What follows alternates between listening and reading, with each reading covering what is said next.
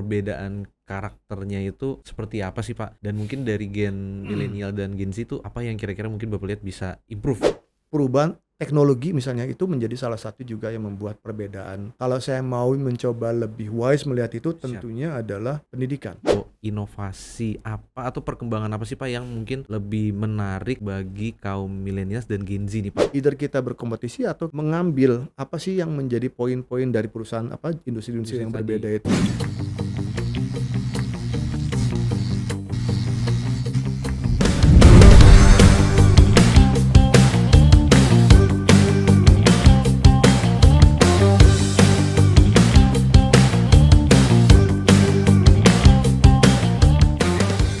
Halo Sobat Mosrans, ketemu lagi sama saya di Transport episode 12 part 2. Oke, kalau kemarin di part 1 kita udah bahas incumbent terkait dengan Gen Z and Millennials. Mungkin kalau buat yang belum pada nonton bisa cek ke part sebelumnya ya. Nah, di part 2 ini sekarang kita akan balas lebih in-depth terkait dengan Gen Z and Millennials di sektor logistik. Oke, pada nggak sabar kan? Check it out guys. Saya punya anak di Gen Z, dia umurnya 23, anak cewek. Oke. Ya. Waktu saya di staff pun saya sudah punya tim yang umurnya di milenial dan beberapa waktu itu sudah masuk kategori Gen Z. Ini agak susah sih, Oke siap. gitu Siap, ya. siap. Maksudnya Generalisir banget nih gitu ya Pak istilahnya. mau saya generalize, tapi sebenarnya memang perbedaan generasi itu kan banyak dipengaruhi oleh faktor perubahan dari Lingkungan. ini ya. Jadi tapi waktu juga, maksudnya gini, zamannya saya kecil nggak ada yang namanya sosial media, telepon segala macam. Saya kenal handphone aja mungkin pada saat saya kuliah kali gitu ya. Jadi perubahan teknologi misalnya itu menjadi salah satu juga yang membuat perbedaan karakter.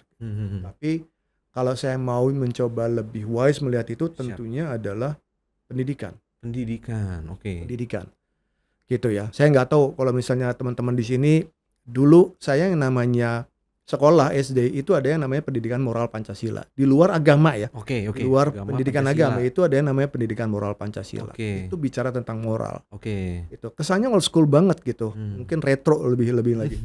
Tapi saya paham gitu, maksudnya bahwa itu ternyata ilmu yang penting. Karena kita di usia SD itu sudah dipaksa untuk belajar tentang moral. Nggak cuma dari sisi agama. Iya Pak. Karena kalau agama zaman kita dulu mungkin atau di kita yang muslim, taunya agama itu ya rukun Islam, rukun iman, and then sholat, puasa, naik haji gitu loh. Sesuatu yang lebih apa ya istilahnya. Tapi bukan lebih kepada pendalaman essence tentang misalnya value-value yang baik. Kalau yang beriman itu sebenarnya value-nya apa sih gitu. Nah, itu sedikit banyak disampaikan lewat pendidikan moral Pancasila. Sesederhana contohnya misalnya kalau misalnya mau dapatkan sesuatu atau beli sesuatu ngantri, nggak boleh membuang sampah sembarangan. Itu kan basic, tapi basic itu justru malah yang paling fundamental loh. Ada kayak gitu. Kemudian ketika kita masuk SMA kalau nggak salah ada yang namanya P4. P4 apa tuh Pak? Saya aja lupa. Tapi intinya itu sesuatu yang sifatnya juga tentang moral gitu. Oke. Lupa apa ya gitu. Lama banget sih ya Allah. Gitu ya. Ya pasti saya itu nggak ada Pak. Saya nggak tahu Pak. Ketika kuliah pun juga gitu. Maksudnya gini, di generasi ketika saya kecil, saya mendapatkan itu cukup banyak. Tapi di ini yang sekarang, dan kita bisa lebih fokus karena setelah, maksudnya gini, ketika kita sekolah nggak ada yang mendistraksi kita kan, dia cuman kita di kelas dan buku. Oh nggak ada HP. Zaman sekarang coba. Iya sih. Ya gitu, kayak gitu. Jadi bener. Teknologi itu betul-betul mengubah. Terus saya merasa bahwa keilmuan seperti itu yang sebenarnya kelihatan receh, tapi sebenarnya buat saya ternyata paham fundamental itu mungkin di zaman sekarang di gen milenial dan Gen S bisa jadi nggak ada. Ya kalau di anak saya, kalau saya lihat memang nggak ada. Nggak ada sih Pak. Iya Pak. Karena agama aja agama gitu. Iya. Itu jadi sisi edukasi yang seperti itu. Kedua ya tentang perubahan dari sisi informasi dan segala macam. Nah, kan ajaran-ajaran itu kan sedikit banyak kan ikut membantu pembentukan seseorang, karakter gitu ya. Pembentukan karakter seorang orang menjadi paham gitu. Jadi etika kayak kalau orang Jawa bilangnya ewuh pakuwuh gitu ya, sopan santun gitu. Itu lebih kelihatan. Ya, saya bisa salah dalam milenial, ini bisa debatable, tapi saya Siap. melihat itu lebih kelihatan gitu, lebih Hmm. kelihatan di generasi hingga generasi Gen X Gen X siapa? gitu. Mm-mm. Sementara di gen milenial itu sudah mulai transisi. Ini contoh, ini saya terjadi waktu saya bisa loh ketemu sama staff gitu yang dia lagi kerja, ini kakinya naik ke sini, Oke. itu di meja gitu, terus dia begini, terus saya ajak ngobrol. Iya. Saya kan ajak ngobrol kan gini dong, Iya, dia iya. kan palanya ke sana Iya. sambil gini, saya ajak ngobrol gini, saya lihat mukanya dong kan Heeh. gitu ya. Heeh. Dia bisa loh sambil gitu terus jawab, iya Pak, gitu. Iya. Mm-mm. Iya. Awal-awal saya kaget dan gue toyor juga nih gitu ya, tapi terus kemudian saya kayak ngelihat kayak ada Contoh persamaan lain gitu ya, Pak. gitu. Iya. Itu misalnya yang gitu-gitu. Oke. Apakah itu mencerminkan gen milenial dan ke sini? Saya belum bisa bilang, tapi ada contohnya. ada tendensi gitu, ada kecenderungan terkait dengan perilaku gitu. Oke. Bahkan waktu saya anak saya kan waktu itu kuliah di Bandung, kalau dia pas jemput gitu ya di tempat kosnya, ya udah kos cewek, tapi kadang-kadang misalnya pacarnya cewek datang gitu ya, pacarnya temennya atau apa gitu. Ya begitu juga kelakuannya sama gitu loh, ngangkat kaki gitu sambil ngerokok gitu, terus Om gitu. Iya. Zaman saya kalau kayak gitu, salim saya ya, bisa disikat sama bapak saya sama ini saya gitu loh. Gak ada, yang ada kita cium tangan. Iya, salim minimal Pak ya. Iya, minimal salim gitu. Iya. Minimal begini gitu. Iya. Sopan Gitu, banget kan, istilahnya ya Pak. Gitu. Jadi perilaku itu yang saya cuma melihat ya bisa jadi ini mungkin salah satu pendidikan yang mungkin kurang beda ya Pak ya. Terlepas dari ini kesalahan siapa, kesalahan institusi atau apa, tapi intinya ada hal yang menurut saya tuh kurang masuk di mereka. Siap Pak. Gitu. Itu tapi di banyak hal lain, hal yang positif saya merasa ada. Ini juga bicara kecenderungan tentang bagaimana mereka berani bersuara, menyatakan pendapat. Speak up. Benar. Itu lebih gampang gitu. Makanya kesannya emang anak-anak terutama Gen Z itu jadi kayak bawel banget sih gitu, protesan aja gitu loh. Iya, Pak. Kalau orang yang enggak ini gitu kan ngomong, anak saya pun juga begitu gitu loh. Anak saya juga begitu, nggak bisa gini-gini, nggak mau gini-gini, walaupun kadang-kadang nggak ada basisnya gitu, kadang-kadang dia nggak bisa menjustify alasannya apa, gitu, pokoknya nggak aja gitu, nggak bisa gitu, atau saya suruh gini, saya minta gini, nggak dikerjain gitu. Seberani itu. Iya. Yang di zaman saya nggak berani itu saya begitu. Iya gitu. Pak. Jadi ya itu mungkin sedikit perbedaan-perbedaan saya bisa lihat lah di dua generasi ini gitu. Dan makin kesini makin kelihatan gitu. Iya. Jadi tapi ya keberanian menyampaikan aspirasi, terus mereka tuh liar pikirannya. Pikirannya siap. Yes, gitu. Jadi random aja gitu, tiba-tiba mengupakan sesuatu yang kita apa ya gitu, terus dia jelasin gini-gini, which is itu yang sebenarnya mungkin arahnya kalau yang kita bilang ya potensial inovasi gitu. Kreatif. Mereka pengen sesuatu yang baru, sesuatu yang ini, sesuatu yang gitu. Mereka coba pikirin gitu segala macam. Itu pun juga kelihatan. Iya. Dibandingkan kita yang lebih dulu ya udah kayak nerima gitu. Maksudnya ya udah jalurnya begitu, kerjanya begitu, ya udah gitu aja gitu. Lebih begitu aja gitu. Iya, Pak. Nah, itu mungkin kira-kira lah beberapa poin-poin garis besar. Siap. Sekali lagi saya bilang ini bisa debatable ya gitu ya. Iya. Ketemu aja sih anak yang mungkin kayak zaman anak yang baby boomer yang dulu yang ketemu kita masih gitu ya, cium Pak. tangan gitu ada gitu. Iya, Tapi iya. it's a very small part gitu in some cases yang saya lihat. Iya. Saya jadi penasaran sih nanti kalau zaman anak saya gimana nih Pak. Udah punya anak belum? Udah 1 Pak saya Pak. Umur berapa? 6 Pak. 6 tahun. Iya. Tahun. Berarti golden age tuh ya kemarin yang 5 tahun pertama kan. Iya, benar. Siap-siap yang golden age kedua, SMP. SMP ya Pak ya? Yes. SMP itu kalau di pengalaman saya bilang itu periode golden age kedua yang menentukan atau yang ngebentuk anak kita nanti ketika dia dewasa gimana. Gitu Pak. Yes. Waduh, siap. Belajar banyak nih sobat Monsters nih. Ya, panjang loh. Iya, siap. Oke, gitu kira-kira lah. Oke, thank you Pak. Oke, mungkin saya lanjut ke pertanyaan selanjutnya Pak Syahrul ya Pak. Nah, mungkin mau nanya Pak, kira-kira apa pendapat Bapak tentang keterlibatan Gen Z dan millennials di dalam perkembangan industri logistik nih Pak? Oke, kita bicara logistik secara umum ya. Iya. Tuh, saya udah nggak ngikutin dunia logistik secara langsung sejak 2016 ketika masuk corporate. Jadi ya sekali lagi disclaimer, bisa jadi mungkin saya nggak pas, tapi saya sih ngerasanya yang big partnya itu masih relate gitu, masih relevan gitu. kalau bicara keterlibatan, tentu saja memang sudah waktunya. Oke. Ya, kan generasi itu kan terjadi, regenerasi terjadi. Iya. Kayak tadi saya bilang baby boomer udah selesai, Iya. Gen Gen X X. sebentar lagi juga udah masuk peti gitu Iya, ya. iya. Tinggal milenial. Milenial. Milenial aja di case-nya Samudra itu bicara yang orang umur 40 tahun itu sudah ada beberapa yang udah di level direksi gitu. Direksi ya, Pak? Ya, direktur entitas gitu, Iya. direktur anak perusahaan gitu. Jadi sekarang ini lagi masanya mereka. Oke. And the next tentu aja Gen Z.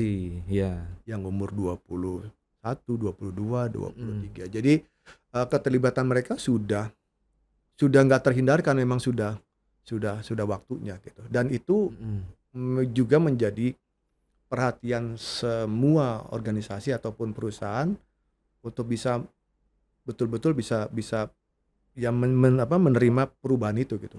Karena kan ya kepemimpinan juga kan berubah. It's gonna be the next leader kan gitu ya. Pemimpin yang berikutnya siapa itu kan harus dicari. Oke. Dari mana? Kan nggak mungkin lagi balik ke baby Belakang, boomer atau ke mungkin. nggak mungkin, nggak bisa juga gitu. Iya Pak. Kan nggak mungkin komisaris yang udah 85 kita paksain jadi direktur gitu. Iya. Bahkan saya ngeliat diri saya juga sudah istilahnya ya sudah gitu udah. Kalau secara teorinya sudah selesai. Secara aturan ketenagakerjaan mungkin sudah selesai bentar lagi gitu. Iya Pak. So yes, ini adalah masanya mereka. Dan ini memang cuman memang mereka lah yang akan lebih banyak terlibat di berbagai industri. The next ininya gitu, the next phase-nya. Siap. Termasuk di logistik. Oke Pak. Ya. Siap. Nah, melanjutkan nih Pak tadi dari yang sebelumnya, kira-kira kalau inovasi apa atau perkembangan apa sih Pak yang mungkin lebih menarik bagi kaum milenials dan Gen Z nih Pak, terutama di industri logistik Pak? Oke. Kalau kita ngomongin logistik, ya. Samudra, shipping, and logistik. Siap. Gitu ya. Mungkin core-nya kalau saya bilang ya. Core. So, ada shipping, ada pekapalan, kemudian juga ada terminal, ada pelabuhan maksudnya. Siap. Kemudian ada depo, tempat kontainer, kemudian trucking, kemudian warehousing gitu. It's all integrated service sebenarnya. Melayani apa? Melayani perpindahan barang. Iya, perpindahan barang. Ya kan gitu ya, ya transportasi perpindahan barang.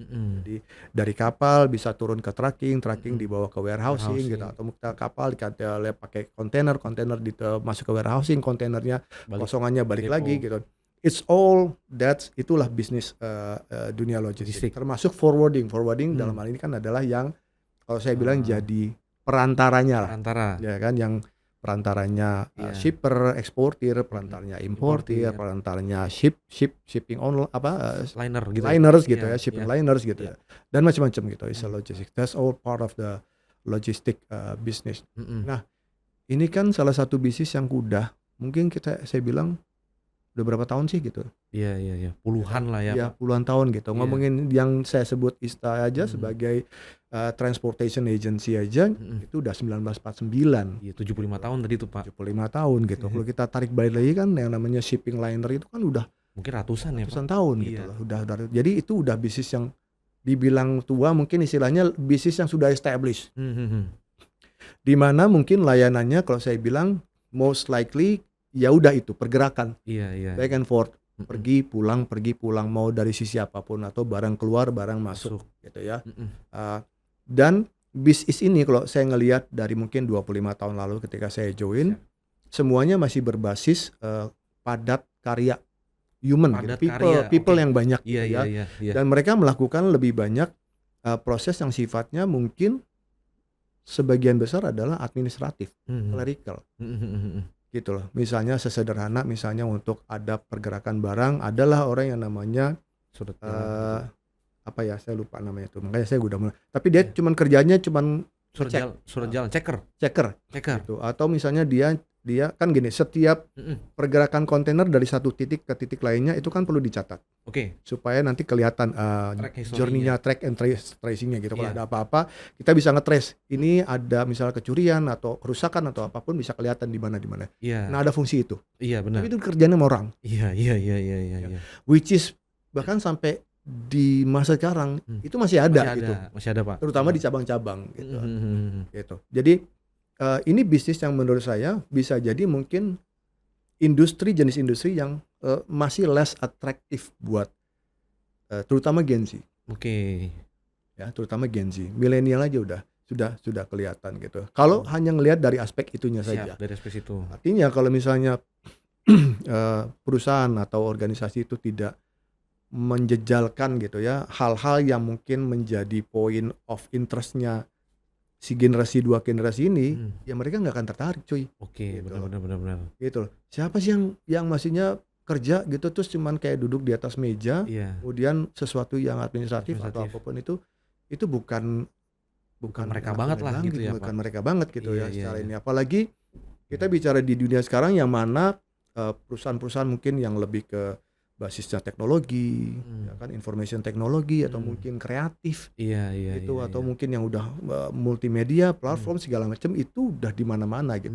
So kita masih berkompetisi kan gitu ya. Iya iya. Either kita berkompetisi atau kita mengambil apa sih yang menjadi poin-poin dari perusahaan apa industri-industri Industri yang tadi. berbeda itu yang untuk bisa Menarik impose ke dalam nih. ini dan ini menjadi kayak added value dan itu bisa mempercepat dan itu adalah interestnya si Gen Y. Gen Yaitu itu. apa misalnya? Ya udah kalau kita bicara tentang logistik atau misalnya shipping, teknologi harus lebih Maju. gitu. Harus dipikirin gitu. Terus kemudian hal-hal yang terkait dengan misalnya otomisasi itu juga harus gitu loh. Ya, anything yang sangat maksudnya hal-hal yang seperti itu atau termasuk hal-hal yang mungkin gini. Kalau kita anak-anak Gen Z itu kelihatan mereka lebih aware terhadap sustainability. Sustainability. Iya, oke. Gitu. Iya, Pak. Ya, kita bisa lihat banyak di beberapa case gitu. Jadi poin-poin itulah yang mungkin memang harus kita pikirkan dan supaya itu menjadi sebenarnya nggak cuma sekedar buat penarik tapi memang itu sebenarnya memang udah penting di industri kita gitu loh. Bagaimana yang namanya pekerjaan checker itu udah nggak perlu lagi udah sistem aja gitu. Iya iya iya. Atau sesederhana nih misalnya ngomongin ada satu transaksi yang selesai. Kemudian satu orang mengupload lah dokumen dari transaksi itu misalnya kebutuhan finance kayak atau apa. Dan kemudian dikirim gitu terus kemudian harus by hard copy lah. Iya iya iya iya. Ya kemudian juga itu juga harus dikirim pakai kurir lah gitu. Iya. Dan nyampainya kalau misalnya ngirimnya dari ujung timur ke Jakarta perlu waktu berapa ini 10 hari 2 minggu. gitu. Iya, Itu contoh-contoh sederhana. Padahal sebenarnya kenapa enggak digitalize aja ya udah di sana tinggal kirim soft copy dan di sini kita sampai udah gitu. Dan nggak perlu juga numpuk banyak dokumen kan gitu. Iya iya Itu iya. harus dikumpulin di dokumen, inilah harus di folder lah. Iya. Itu contoh kecil. Iya. Kita belum bicara tentang contoh penggunaan teknologi dalam proses bisnis yang utama. Iya. Gitu. Misalnya nih, sekarang udah ada teknologi yang namanya kontainer bisa dilipat. Dilipat, Pak. Ya. Silakan browsing di YouTube itu mungkin ituan 2 tahun 3 tahun lalu bisa kontainer itu dilipat. Gitu. Okay, jadi memang strukturnya dibuat sehingga dia lipatable. Saya bilangnya lipatable gitu ya. Oke. Gitu. Sehingga apa? Sehingga kapasitas penumpukannya jadi lebih efisien. Iya, di deponya ya, Pak. Kapal yang biasanya mungkin bisa ngangkutnya 6.000 TEUs atau kontainer kosong misalnya 3.000 kontainer, ini mungkin bisa lebih. Iya, berkali lipat ya, Pak. Iya, berkali-kali lipat. Kira-kira gitulah. Itu jadi artinya memang harus kita adaptable atau kita aware terhadap hal-hal yang memang menjadi point of interest-nya si generasi ini atau jadi playing zone-nya. Mereka kan orang yang sangat teknologi, apa sih melek teknologi informasi, melek berbagai macam platform, sosial media, informasi yang harus cepat, informasi yang harus transparan. Itu sekarang jadi santapan kebutuhannya mereka gitu. Benar. Makanya mereka menjadi sangat bisa open gitu terhadap berbagai informasi. Dan itu yang menurut saya yang memang harus kita cepat-cepat ini. Untuk bisa kita adapt itu gitu, kita adopt itu ke dalam ininya kita. Itu masih saya bilang masih mungkin PR dari kebanyakan dari perusahaan di industri logistik ya, Pak. Which is saya happy kalau di Samudra kita sudah mulai bergerak cepat. Itulah kita udah mulai bergerak cepat. Inovasi itu visi itu pun juga kita challenge dari karyawan gitu, terutama di karyawan muda gitu. Kita punya beberapa program yang sifatnya mengencourage mereka untuk punya ide dan itu kita adopt gitu. Dan kita siap. Thank you, Pak. Berarti tadi kalau saya notes yang mungkin agak menarik itu teknologi, sustainability ya, Pak. otomatisasi Yap. dan juga mungkin tadi ilmu-ilmu kreatif ya Pak ya. Ya. Ide-ide kreatifnya Ya. teman-teman dari Gen Z gitu ya Ya. Pak dan millennials untuk diterapkan di industri logistik gitu ya Ya. Pak. Oke, siap. Thank you Pak. Mungkin izin lanjut nih Pak ke Siap. pertanyaan berikutnya. Hmm. Kira-kira Pak, apa tantangan terbesar yang dihadapi generasi muda seperti millennials dan Gen Z ketika bekerja di sektor logistik? Tantangan terbesarnya sekarang Pak. Saya mungkin lebih suka melihat dari perspektif si generasi itu sendiri. Oke. Aspek inner value-nya mereka, maksudnya value mereka as a human being gitu ya. Maksudnya gini, kita coba deh tanya ya, Oke. misalnya anak kita gitu ya, kamu prinsip hidup kamu yang kamu pegang apa sih untuk menjalani kamu sebagai makhluk individu atau makhluk sosial atau sebagai makhluk profesional? Oke. Bisa jadi mungkin mereka ngeblank untuknya. Kalau anak saya pasti ngeblank 6 tahun Pak. Ngeblank gitu. Iya. Jangan tanya, yang salah yang nanya itu kalau gitu. Iya. Tapi maksud saya gini, Siap. as human being Iya. di umur saya, Clear Pak. waktu kecil saya diajarin basis-basis yang tadi saya sebutkan Betul. gitu, sehingga mulai kebentuk yang my own value. Iya. Misalnya hidup itu mesti nggak boleh bohong gitu ya, atau harus berbuat baik, atau harus melihat manusia dengan dia sebagai manusia, bukan melihat status apapun itu. Itu adalah sebenarnya value, nilai-nilai yang sebenarnya menjadi pegangan dari setiap manusia. Iya. Di berbagai generasi. Iya. Yang akan menjadi pegangan mereka ketika mereka menjalani journey-nya mereka, menghadapi berbagai macam persoalan, berbagai macam challenge gitu. Jadi buat saya itu that's the first challenge sebenarnya. Bukan soal industri yang berubah, shifting kemudian segala macam, bukan. Karena termasuk kita ngomongin soal agility, gitu ya, kemampuan orang untuk beradaptasi. Yang saya pahami ya, agility salah satunya beradaptasi terhadap perubahan. Ya, kalau dia nggak memiliki kemampuan itu, atau kalau dia tidak memiliki knowledge itu, dia bisa baper loh. Baper Pak. Ya kan gitu ya, dia bisa baper loh. Baper. Apaan sih ini saya lagi ini ribet, tiba-tiba suruh kerja ini, tiba-tiba saya harus begini gitu. Padahal kita kan nggak pernah tahu situasi yang akan kita terima, kondisi yang kita terima, dan kalau kita nggak ini, akhirnya bisa jadi baper kan. Yang ada kita marah-marah. Orang kalau udah marah-marah, saya bilang istilahnya gini, when you get upset, your brain stop working. Kayak jadi nggak bisa mikir gitu, nggak bisa mikir yang logisnya lah, yang menggunakan akalnya gitu. Maksudnya udah buru-buru ngamuk-ngamuk gitu. Kalut gitu ya Pak. Udah keburu kalut, udah keburu stres, udah keburu segala macam gitu. Benar Pak, setuju Pak. Jadi sebenarnya itu buat saya itu adalah yang real challenge ya buat ini. Bukan soal hard skillnya mereka, bukan soal yang sekarang industrinya harus berubah, ini harus otomisasi, ini harus teknologi. Itu sesuatu yang bisa kita adopt, atau itu yang sesuatu yang bisa kita beli dan kita bisa implement. Tapi what's the real challenge adalah bagaimana sih Gen Z itu bisa survive, gitu loh, bisa survive di industri logistik yang memang dinamis banget gitu, dengan value yang mereka punya, gitu. Lagi-lagi saya bilang ini bisa, tapi buat saya itu yang paling menjadi challenge mereka gitu ya. Kalau bicara dari sisi aspek yang kita bisa lihat, misalnya dari sisi manajemen bisnis lah, ya gitu ya. Tentunya lagi-lagi anak Gen Z itu kan gedenya, maaf ya Gen Z. Oke. Menurut saya, kan memang banyak waktunya didominasi oleh sosial media. Benar. Ya gitu. Belum lagi tadi edukasi gitu ya. Sistem edukasi, terus kemudian literatur edukasinya saya bilang gitu, sehingga hal-hal yang terkait misalnya tentang manajemen. Manajemen macam-macam nih. Manajemen waktu, self management, anger management, gitu ya, stress management, whatever you call it, macam-macam manajemen. Ngomongin tentang gitu ya. Terus kita bisa ngomongin tentang teamwork.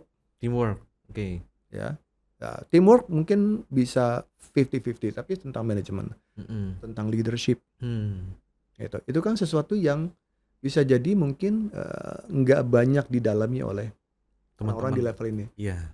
Yang saya lagi bilang bahwa bisa jadi memang dunia sosial media, dunia itu memang banyak mendominasi perhatian mereka sehingga yang gitu-gitu agak miss. Nah, ini yang kita bisa bicara dari sisi perspektif bisnis gitu loh.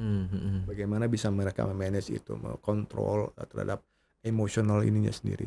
So kalau bicara IQ, anak-anak Gen Z, anak-anak milenial IQ-nya udah nyundul langit lah kalau saya bilang.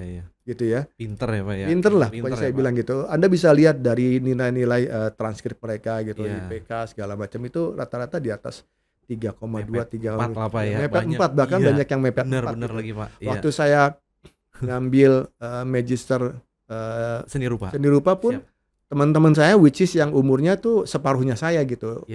Angkanya bikin saya kesel gitu. Anjir, IPK bisa sampai 39 ini gimana ceritanya sih gitu. Tapi ya sudah gitu. Itu memang salah satu keunggulan mereka karena mereka padat informasi. Padat baca gitu ya. Siap Pak. Gitu. Tapi begitu mereka terjun ke lapangan, bukan itu lagi gitu. Seorang anak teknik perkapalan gitu misalnya ketika terjun di dunia ini, misalnya di anak perusahaan yang bikin kapal atau dia bisa belajar cepat. Tapi ketika dalam konteks yang soft skill-nya, leadership-nya, tentang personality-nya, tentang interpersonal, communication skill udah beda lagi nih. Bukan sekedar cuman ngobrol, tapi juga misalnya berpendapat, tapi juga bicara tentang soal berargumentasi. Belum lagi ngomongin audiensnya, dia bisa ngomong sama yang level peer-nya, level temennya, sekarang level bosnya. Udah macam-macam lagi. Benar Pak. Kemudian misalnya tentang mentality problem solving as a customer service. Hadapin customer misalnya yang macam-macam. Pak, benar. Ya kan? Benar, Pak. Ada yang baik ya udahlah oke. Sampai ada yang enggak, gue maunya mau begini. Pokoknya enggak. Besok lo gue enggak support lo. Gitu. Sampai ada yang udah ngomongnya kasar. Macam-macam gitu. Saya pengalaman sales di tahun 96 sampai selama 18 tahun itu ketemu sama customer yang kita dudukin cuma di fuck you doang. That's the reality tapi.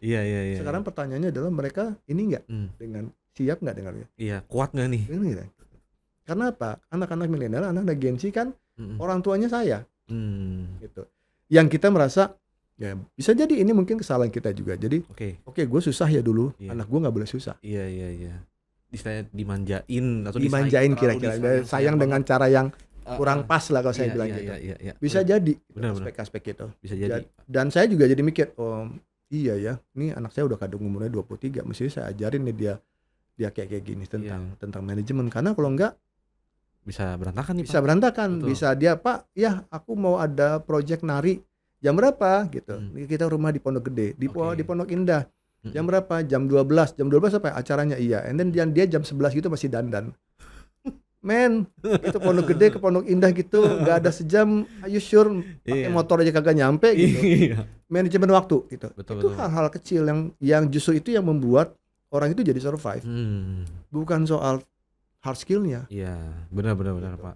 So that's the challenge gitu. Jadi apa yang mereka menjadi point of interest-nya mereka, it's good. Iya. Tapi mereka juga harus belajar yang ini. Sesuatu yang memang itu menjadi fundamental untuk orang bisa jadi survive gitu. Perjalanan hidup. Orang yang tangguh gitu lah. Orang yang agile gitu. Iya. Siap clear Pak. Gitu. Pertanyaannya berat-berat nih. Jawabnya bisa panjang. Iya. Jawabnya lewat perjalanan hidup.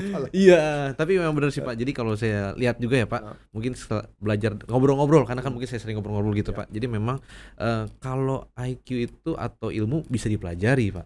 Tapi kalau yang soft skill gini emang butuh perjalanan hidup dan dari kitanya sendiri ya Pak. Gimana cara kita menyikapinya gitu ya Pak. IQ is something, but EQ, emotional, yang emotionally kan gitu. Soft skill ya ada satu definisi yang mirip kan gitu. Iya, benar. Kepribadian gitu. Siap Pak. Oke, mungkin gitu dulu Pak Syahrul ngobrol-ngobrol kita hari ini. Sip. Udah sangat panjang lebar kali tinggi nih Pak. Saya sih bersyukur banget udah ngobrol sama Pak Syahrul gitu Pak, udah belajar banyak Pak. Oke, mungkin thank you Pak. Oke, kita coba ngobrol dulu nih sama Sobat Mosrans. Gimana Sobat Mosrans tadi obrolan hari ini? Tentunya pasti pada banyak belajar hal yang baru lah ya. Tentunya kalau saya sih belajar banyak hal yang baru dan juga tentunya happy-nya menular nih Pak. Iya, banyak sih bekal-bekal yang bisa saya bawa nih Pak, baik itu di lingkungan kerja ataupun sampai ke personal saya dan ke keluarga nih Pak, buat anak nanti gitu istilahnya ya Pak. Oke. Gimana teman-teman? Mungkin pengen ngelihat, penasaran kan dengan episode-episode selanjutnya dari Transport? Makanya jangan lupa follow sosial media Mostrans, terutama YouTube dan juga Instagram untuk dapat update-update terbaru dari Mostrans. Oke, sekian dari saya. Thank you guys. Terima kasih. Thank you, Mas Sarul. Sama-sama. Ya, Pak.